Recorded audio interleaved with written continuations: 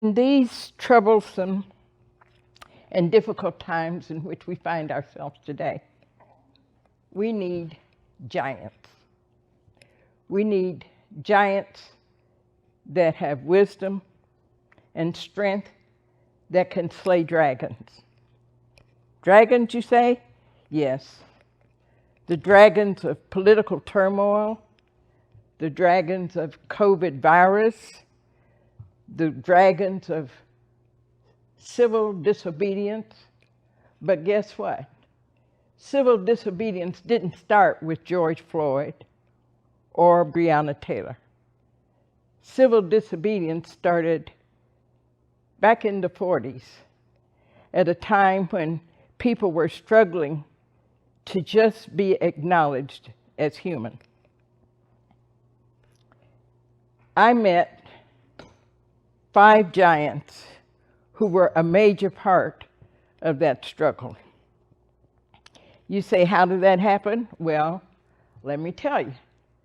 I was born in a holler in a coal mine in McDowell County, West Virginia, which happens to be one of the poorest counties in the country.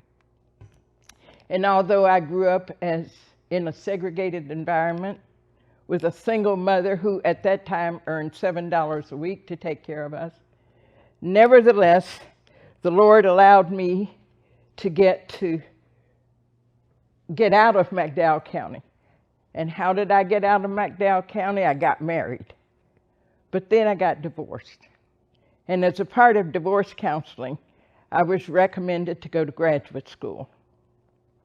In graduate school, I majored in social work at Indiana University. And Jesse Jackson was one of our fieldwork trainers. Jesse Jackson took me to Cabrini Green in Chicago, which at that time was the poorest tenement, the worst tenement in the country. There I go with these worst things, huh? At Cabrini Green, we were taught that poverty often is caused by racism. And the only way you can eliminate poverty caused by racism was to eliminate racism. In the meantime, while I was in graduate school, I joined an Urban League auxiliary and went to New York City for an Urban League conference. And there I met the Big Six. The Big Six were these 5 giants that I'm going to tell you about, plus Martin Luther King Jr. That was in 1961. And in 1961, Whitney Young Jr. had just become president of the National Urban League. The National Urban League was the largest civil rights organization in the country. And Whitney had the idea that he should groom a woman to be president of one of the 101 chapters of the Urban League. And so thus began my journey with the giants. Because Whitney was mentoring me, sometimes I got to go to meetings where it was just these leaders. Whitney, then Roy Wilkins, who was president of the NAACP, then A. Philip Randolph, who was president of the Brotherhood of Sleeping Car Porters, President Lyndon Johnson, and Dorothy Height were the 5 giants that I met and who influenced my life forever.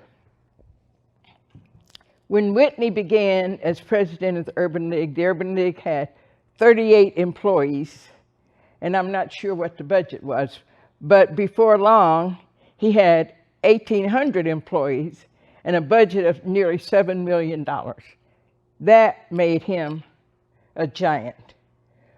And although he earned a Medal of Freedom from President Lyndon Johnson, nevertheless, he was a great threat to the bureaucracy. And in 1968, as a part of an FBI attack on the Black militant movement, Whitney's life was threatened. 2 men were convicted of attempting to assassinate him. And although they didn't succeed, 4 years later, when he died by drowning in Lagos, Nigeria, people thought that it was not an accident, especially since he was an expert swimmer.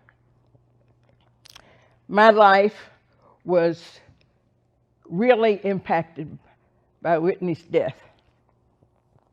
Whitney had not only given me confidence in my graduate school pursuit, but he had caused me to get a recognition that I was equal to the challenge of the men who were fighting in the civil rights movement. Because of Whitney, I ended up president of the Urban League in Anderson, Indiana. But I also had the privilege of being an honorary pallbearer at his memorial service in New York City.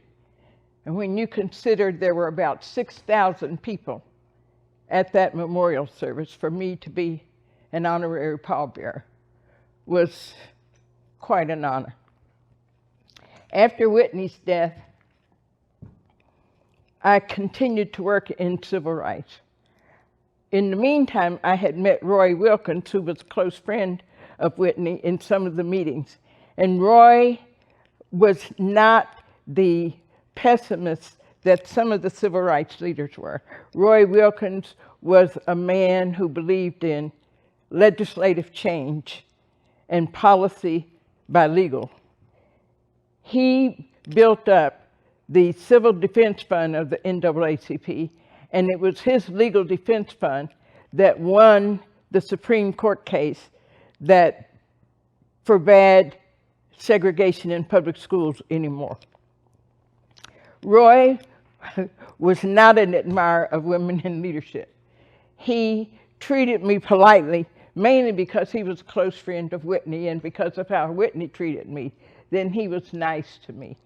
But I learned a lot just listening to him, and he was the person, I believe, who influenced me the most to do research about anything that we were pursuing. Whatever kind of battle we were going to have, we needed to get the documentation or the statistics about it. And sometimes now I get chided because I want to know, what are the facts before we start doing anything? What are the facts? What are the statistics? And I got that from Roy Wilkins. Roy was such a great influence that the University of Minnesota, which was the school where he was an alumni, established an Institute for Human Relations that continues to train especially policymakers and policy changers. Meeting Roy Wilkins was quite a good experience for me. Again, even though he thought I probably belonged in the kitchen more than in the legislature. However, A. Philip Randolph was the next giant, and he was even worse than Roy Wilkins.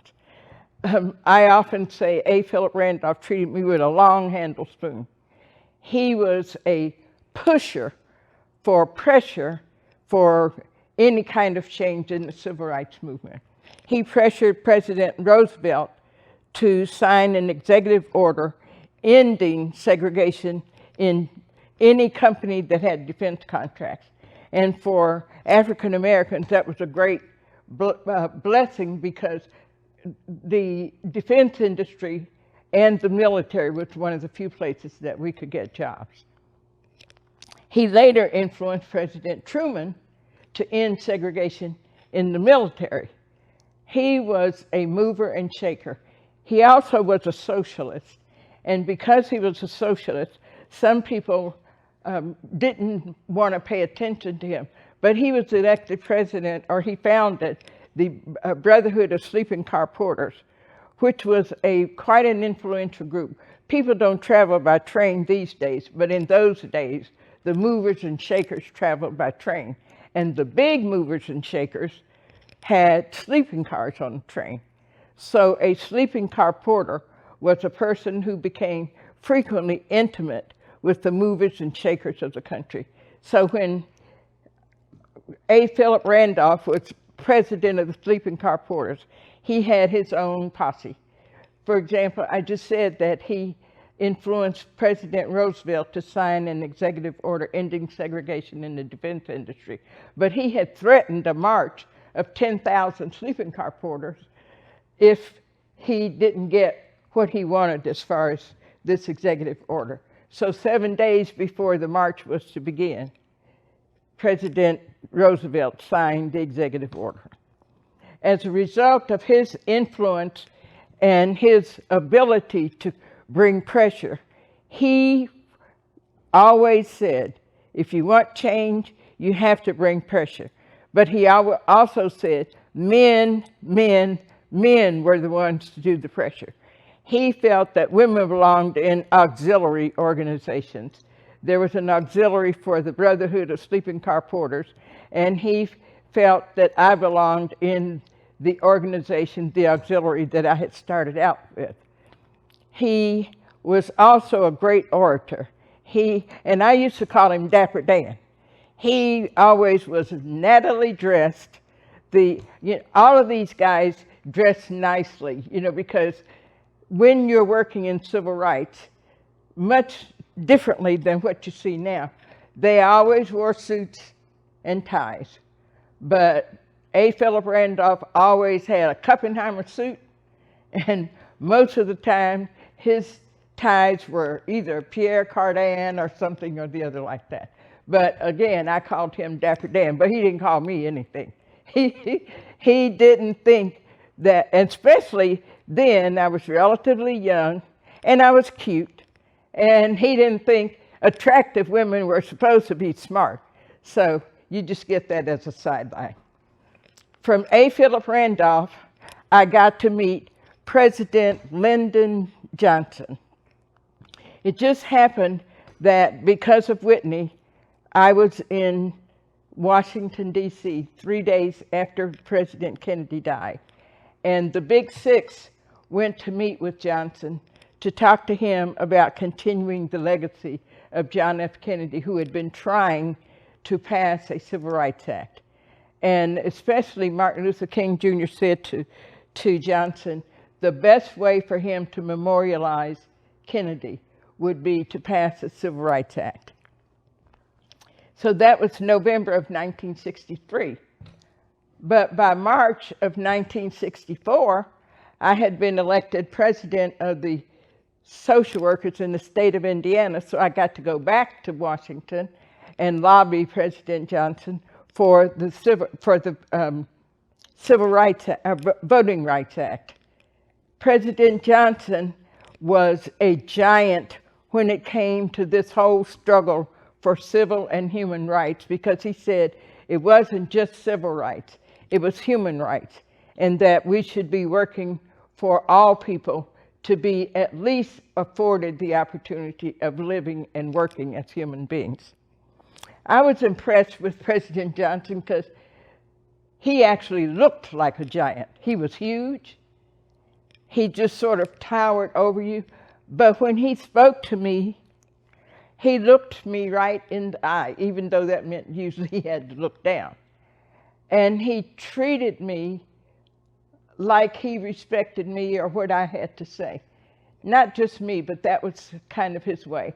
And although he described himself as a Southern racist president, he was able to be influenced by things that people said. And so after watching the video coverage of Bloody Sunday, which many of us know about, the fight and the knocking down on the Edmund Pettus Bridge, he called the legislature into a late night session and said, we need to get this civil rights bill passed. I was impressed because he, although he said that was going to lose him the support of Southern legislators, he nevertheless felt that was something he should do. And so he did. And then later, he started the War on Poverty.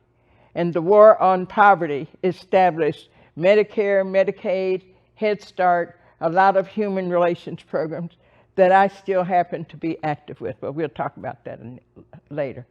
In the meantime, he persuaded legislators to think not of civil rights as something to fight about, but he said this was their opportunity to be bigger than themselves. And in that, he was successful. The next giant was a woman. And the woman happened to be the immediate past president of the sorority that I belonged to. But she also was president of the National Council of Negro Women. The National Council of Negro Women at that time had about 3,000 college-educated African-American women. And Dorothy Height told women that we needed to use our influence and our power to accomplish what was right in our communities. Dorothy Height had begun as a caseworker for the YWCA, and even in the late 40s, she was able to persuade the YWCA that they needed to stop segregation in their local units. When she became president of the National Council of Negro Women, then she was invited to be a part of the Giants, the only woman. But A. Philip Randolph and Roy Wilkins treated her the same as they did me. And she treated me like a big sister. I always loved seeing her. When she came to the meetings, she was also always impeccably dressed with a big hat that matched whatever she wore.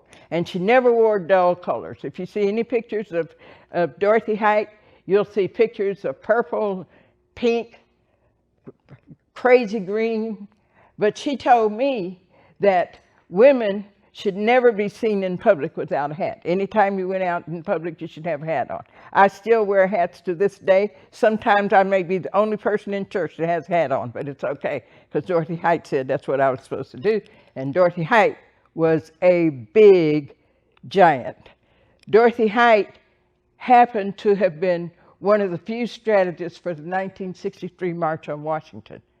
However, she was not allowed to speak because, again, the men said women weren't supposed to speak.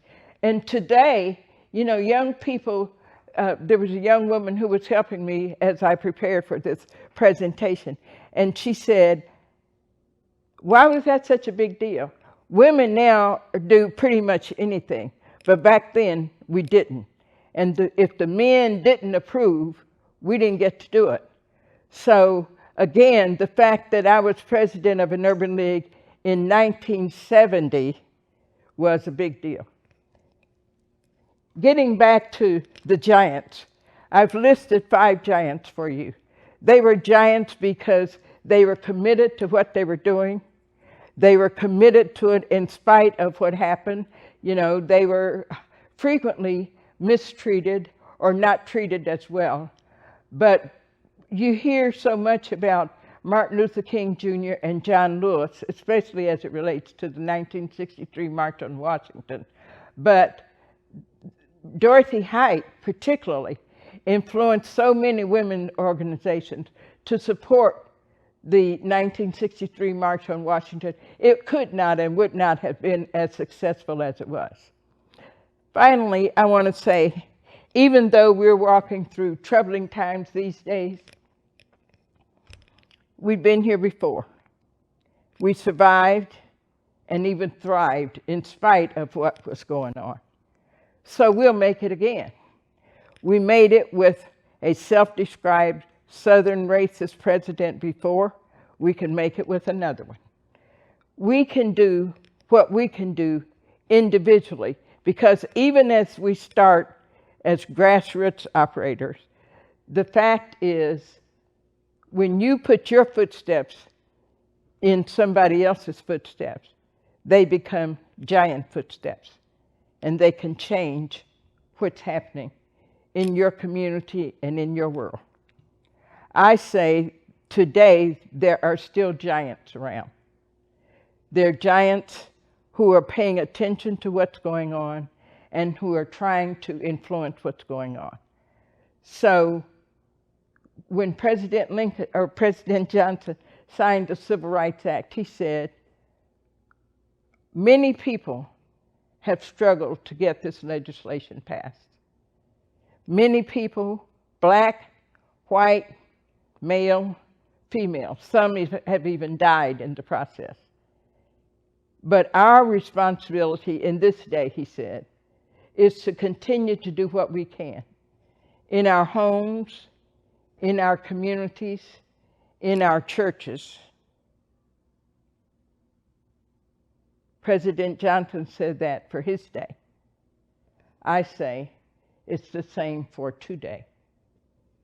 You do what you can in your home, in your community, wherever you have influence, because your little influence, coupled with somebody else's influence, becomes a giant step. There are giants around. There may be a giant near where you are. And it might just happen to be you.